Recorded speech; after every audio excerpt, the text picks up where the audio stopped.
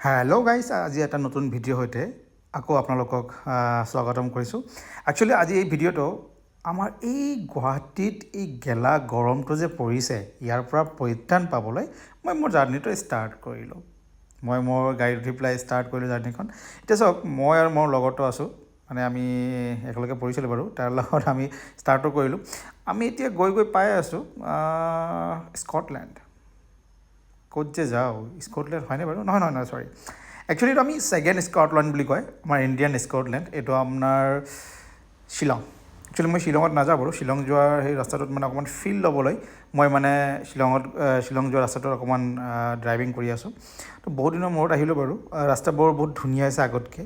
ৰাস্তাবোৰ আগত অকণমান পথলবোৰ আছিলে, এতিয়া আহি পাই গ'লোঁ অকণমান শ্লিপাৰী ৰোড দেই।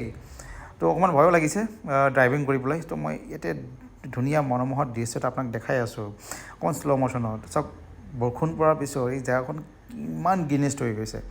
চ' এতিয়া মই মানে কি হয় যে জাষ্ট আজি মানে শ্বিলং যোৱা তেনেকুৱা ধৰণৰ কিবা কোনো প্ৰগ্ৰাম নাই। মই ভাবিছোঁ যে ৰাস্তাতকৈ অকণমান নামি পেলাই অকণমান ইফাল সিফাল কৰিম, পানী চানী খাম, চাহ কফি খাই পেলাই আমি আকৌ উভতি আহিম বুলি।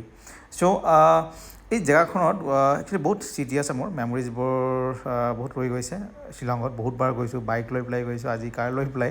তো আপোনালোকে চাবই পাৰিছে বৰষুণ পৰাৰ পিছত মেঘালয়ৰ যিটো দৃশ্য আপোনালোকৰ চকুত হয়তো পৰিছে, কিমান ধুনীয়া হৈ গৈছে, কিমান গ্ৰীনেষ্ট। আৰু লাহে লাহে মই অকণমান ঠাণ্ডা ফিলটো পাই আছোঁ দেই। ইয়াতে আপোনাৰ এপ্ৰক্স 24 ডিগ্ৰী চেলচিয়াছ হ'ব। গমে পায় বৰষুণ দিয়াৰ পিছত কেনেকুৱা অৱস্থা এটা হয় বাৰু। চ' অকণমান আমি গাড়ীখন ৰাখিছোঁ, আমি ৰাস্তা এইটো পাৰি আহিছোঁ আকৌ পানী বটল ল'বলৈ। চ' মোৰ লগৰটো কিবা এটা কৈ আছিলে, অকণমান জমনি টাইপৰ কৈ আছিলে। মই মানে অকণমান এক্সাইটেড হৈছোঁ বাৰু। তো ৰাস্তাটো পাৰ হওঁতে সি মানে পিছৰ পৰা মোক একচুৱেলি ভিডিঅ' কৰি আছিলে। দেন মই ভাবিলোঁ যে এই কথাটো কোৱাৰ কাৰণটো কি, আৰু সেই কোৱাৰ লগে লগে মই অকণমান এক্সাইটেড মুমেণ্ট আহিছে বাৰু দেই।